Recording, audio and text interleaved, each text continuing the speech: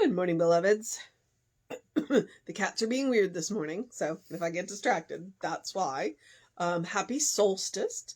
It is the longest day of the year today, so you know what? Make the most of it. Today is the day you get the most sunlight of the year. All right, it is June 21st. There is only one power. Our first quote is, "For God hath not given us the spirit of fear, but of power and of love and of sound mind." And that is 2 Timothy 1:7.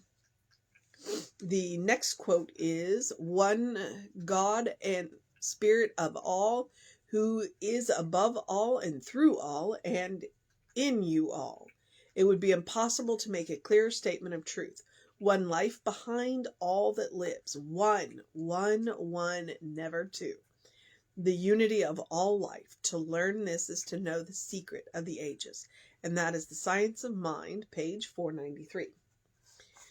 As we look at the things in the world that appear negative, we may be tempted to believe that there are two powers, one good and one evil. We have been taught God created everything and called it good.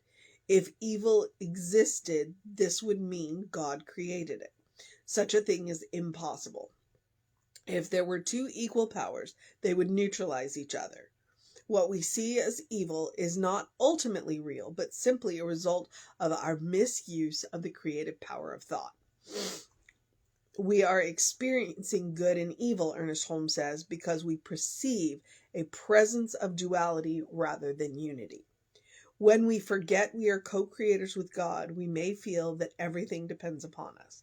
This is why it is essential that we function from a high level of consciousness. When we do so, we can rise above any negativity we experience and allow ourselves to be guided to the perfect solution to every problem. Let us recognize that as spiritual beings, we have a limitless power we can draw upon for the answers to any need.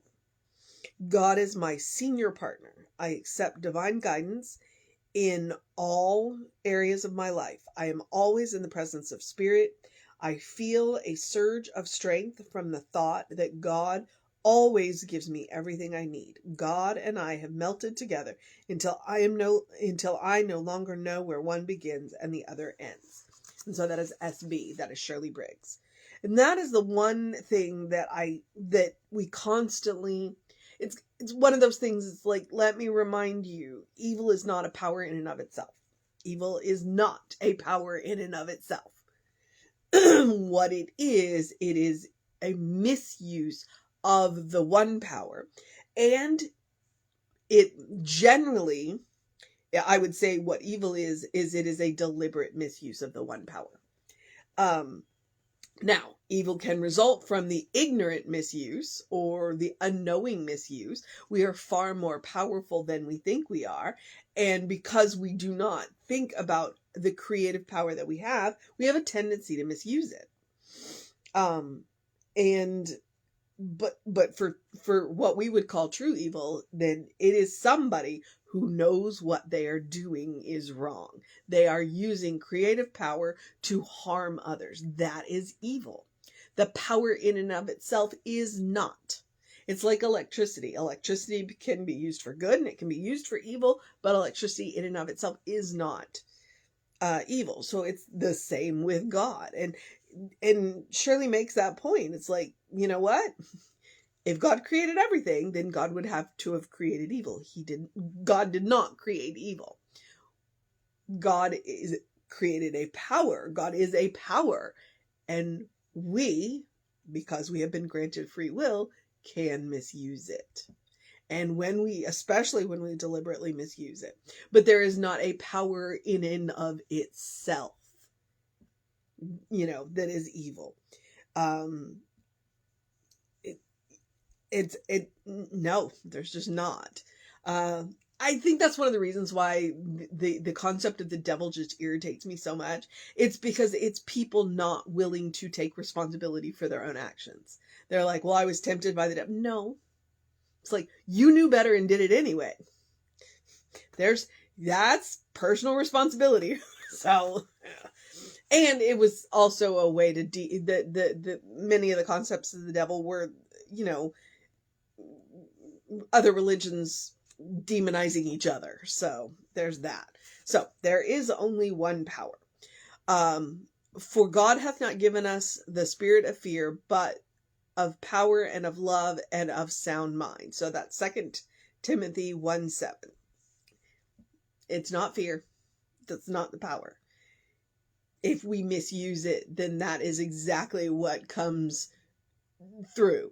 But that is not what it is. So, and then from the Science of Mind text, 493, if you go back to the end of the Science of Mind text, there's some beautiful meditations in there, and this may come out of one of those.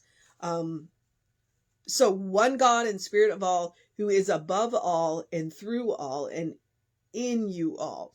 It would be impossible to make a clearer statement of truth.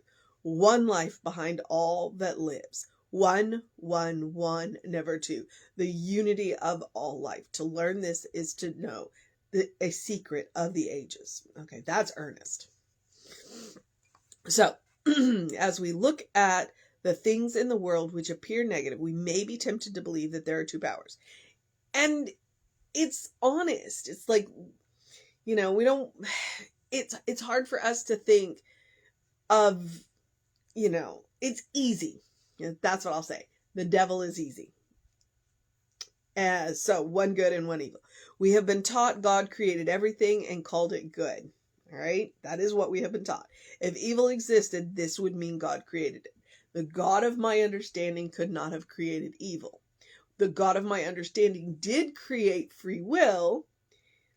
And the God of my understanding allows us to make our own mistakes. So, but the God of our understanding, my understanding, was always willing to forgive those mistakes when we are willing to make amends for those mistakes.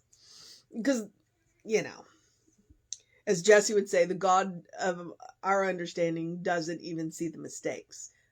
The God of our understanding only sees the love.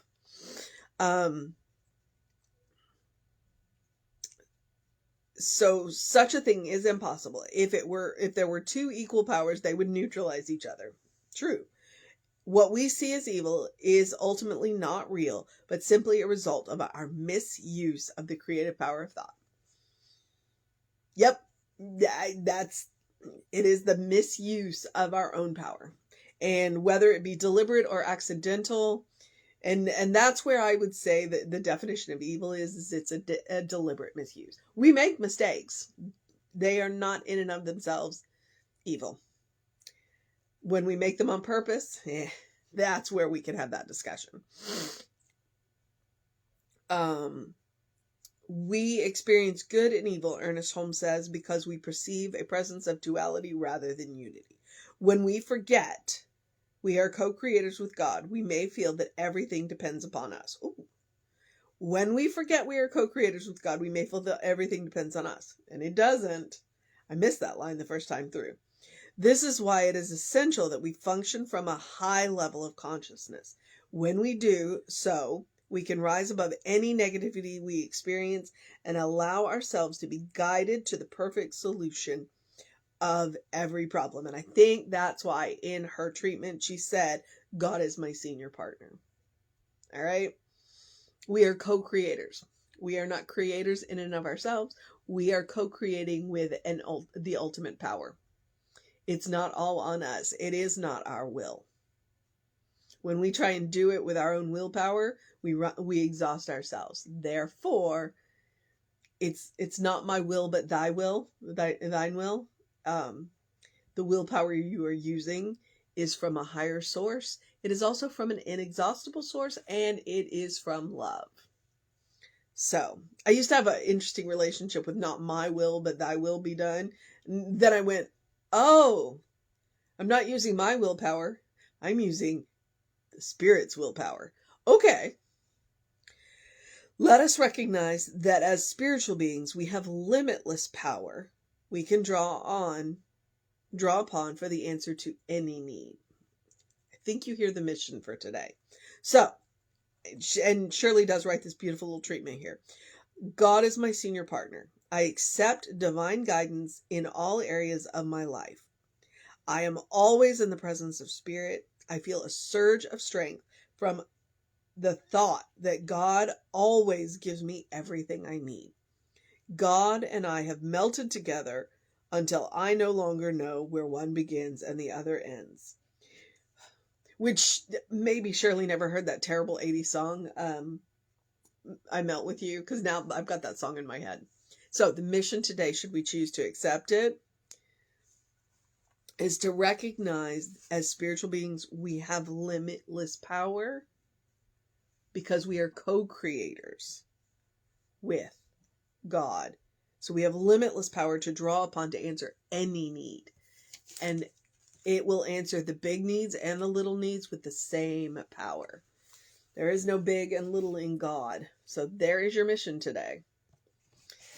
Mission today is the same mission every day. Know who you are and know where your power is coming from.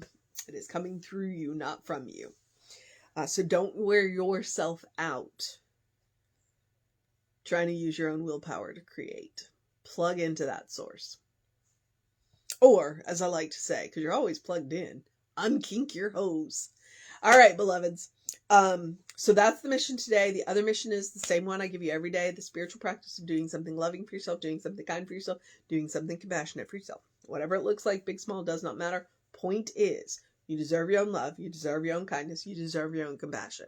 And as you practice upon yourself, you create a bank. So when you meet people that need a little extra, you've got a bank of it. All right, beloveds.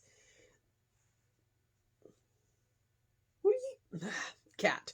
Okay. So, take care of yourselves. I would encourage you to do something to engage your mind and your body. Drink plenty of water. I mean, it's going to be in the hundreds all week, so please drink plenty of water. Get that early in your day, bright light, reset those hormones. And open the windows of your soul. Allow the breath of heaven to remind you, you do live in heaven right here, right now. It is a state of mind. It is a state of consciousness. And the fastest way to get there is to do what Emma says. Look for the good and praise it. The good is all around you. The good comes from within you. All right? Where you meet God, that is good. So, catch us on the social medias. We are Creative Life Spiritual Center, Creative Life Spark. I am the running Rev Ryan. If you want to know what's going on, we've had a busy couple of weeks, so, then email info@creativelife.org. Get on that constant contact. When he emails those out, the hot links take you right where you want to go for whatever it is that you want to know.